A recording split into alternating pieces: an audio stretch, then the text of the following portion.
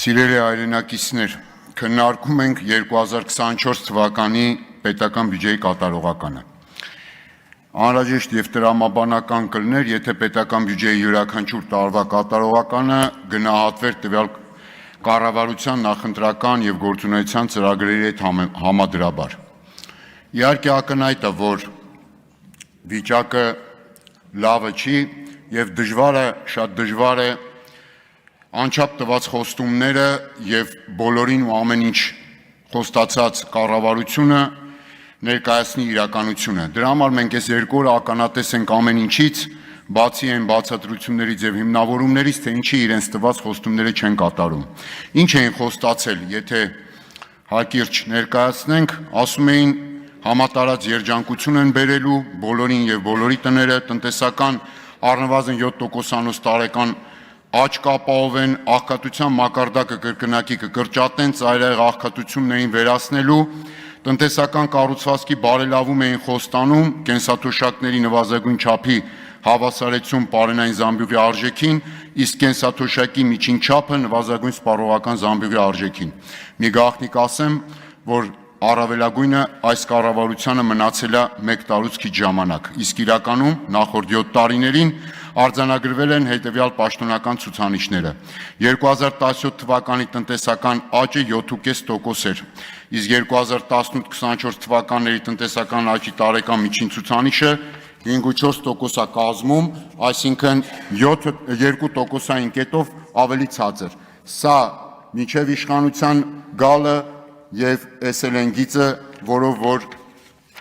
փաստորեն 7 տարիներին արձանագրվել է։ 2018 թվականին աղքատության մակարդակը 23.5% էր, ծայրահեղ աղքատությունը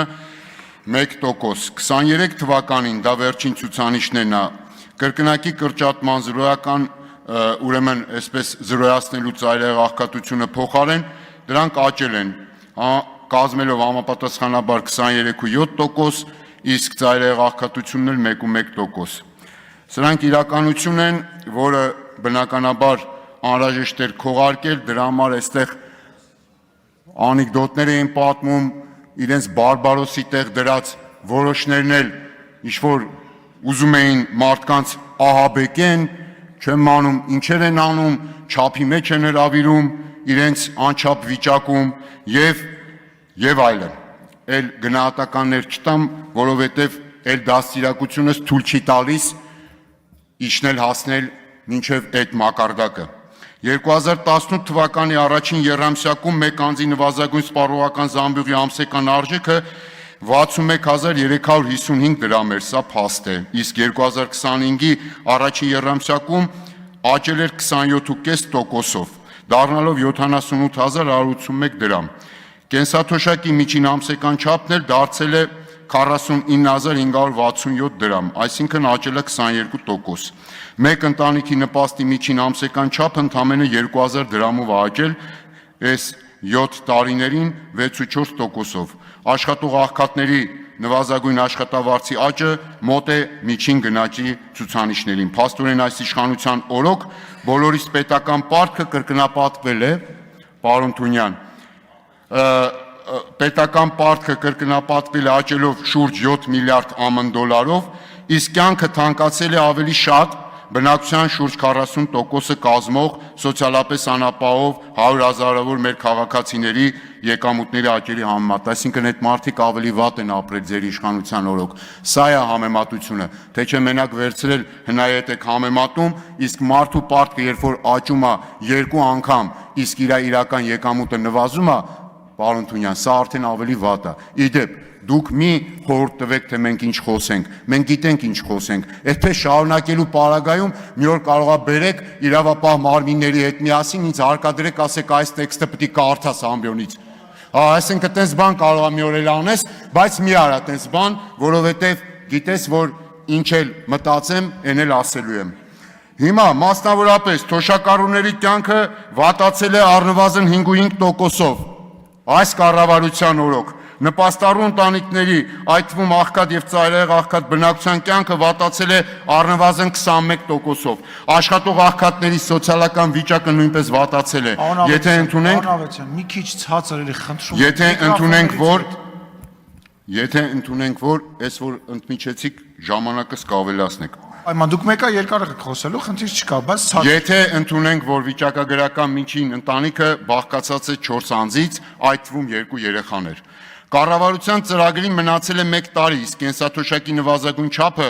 կազմում է 36,000 դրամ, որը 14%-ով պակաս է պարենային զամբյուղի արժեքից։ Անապահովության նպաստի չափը 2.5 անգամ պակաս է նույնիսկ 1 անձի նվազագույն սպառողական զամբյուղի արժեքից։ Կենսաթոշակի միջին չափը նվազագույն սպառողական զամբյուղի արժեքից 60%-ով ավելի ցածր է։ Այսինքն վստահաբար դուք չեք կատարելու ձեր խոստումները, արդեն իսկ հիմա պարզ է, բայց դուք դրա մասին չեք ասում, որտեղ մեղավորներին դեռ չեք նշանակել։ Ավելին, աղքատության մակարդակը գրեթե անփոփոխ է եւ դուք այս ընթացքում 7271-ով կրճատել եք աղքատության նպաստ ստացող ընտանիքների թիվը, որ փող խնայեք, 11%-ով կրճատել եք, փաստորեն նվազում է սոցիալական աջակցության նաև հասցեականությունը։ 22-24 թվականներին երկնիշի մոտ տնտեսական միջին տարեկան աճի շուրջ 2/3 մասը տարբեր գնահատումներով արտաքին գործոնով էր պայմանավորված, իսկ արդեն հիմա, երբ որ այդ արտաքին գործոնը թուլանում է, տնտեսական ակտիվության ցուցանիշն ու աճը եւս թուլանում են։ Ընդ որում, հիշեցնեմ ձեզ, նույն արտաքին գործոնի բացասական ազդեցությամբ COVID-19 համավարակ համաշխարհային տնտեսության անկում 2020 թվականին մինչև պատերազմը Հայաստանի Հանրապետությունը միակն էր տարածաշրջանում, որ 2 անգամ տնտեսական անկումը գերազանցում էր միջին տնտեսական անկման ցուցանիշը։ Իսկ հաջորդ տարի էլ 6 երկրներից տարածաշրջանի միակն էինք, որ չվերականգնվեցինք։ Այս սա է ձեր գնահատականը։ Տնտեսական ակտիվության ցուցանիշի կտրուկ նվազմանը զուգընթաց հիմա էլ աղագնանում է գնաճը 7.4% ուրեմն սննդամթերքի միջին գնաճ ունենք այս տարի, միայն առաջին 4 ամիսների տվյալներով։ Գների առաջանցիկ բարձր աճեր են գրանցվել պարենային զամբյուղի հիմնական բաղադրիչը կազմող մի շարք ապրանքատեսակների մասով՝ հաց, կարտոֆիլ, կարագ եւ այլն։ Տնտեսական կառուցվածքի բարելավման իրական հատվածի առաջանցիկ զարգացման փոխարեն ավելանում են խնդիրները գյուղատնտեսության մեջ։ Ազատ անկումը գյուղատնտեսության ձեր բրենդն է, իսկ գյուղմթերքի արտանումը վտանգված է 2024 թվականին արձանագրվել է գրեթե զրոյականի մոտ աճ գյուղատնտեսության ոլորտում, արդյունաբերություններ գիտեք առանց ոսկու անկում ուներ, իսկ այս տարի արդեն ոսկու ազդեցությունը չկա, վերարտահանման կրճատվել է 16%-ով արդյունաբերությունը։ Արտաքին տնտեսական դիվերսիֆիկացիայի ասում, հիմա խոսում եք ինչից ասես խոսում եք, ով ում շպիոնն է, եսի միշնա, բայց փաստը հետևյալն է, մեկ երկրից Ռուսաստանի Դաշնության հետ ձեր չգիտեմ ինչի հետևանքով արտաքին առևտրաշրջանառությունը 2024 թվականին շարունակել է թռիչքաձև աճը նախորդ տարվա համեմատ 57%-ով, իսկ տեսակարար կշիռը աննախադեպ է ձեր բառով, հասել է 41.1%-ի։ ԵՄ երկրների հետ, որոնց փաստորեն օրենք ընդունեցիք, որ պետք է ինտեգրվենք, այդտեղ նվազում ունենք, չգիտես ինչի եւ ձեր արած ինչերի հետևանքով, նվազել է 12% այդ առևտրաշրջանառությունը, իսկ տեսակարար կշիռն էլ դարձել է ընդամենը 7.7%։ Միլիարդավոր դոլարի օտարերկրյա ներդրումներ եք խոստանում ներգրավել։ 2024 թվականին օտարերկրյա կապիտալի փախուստը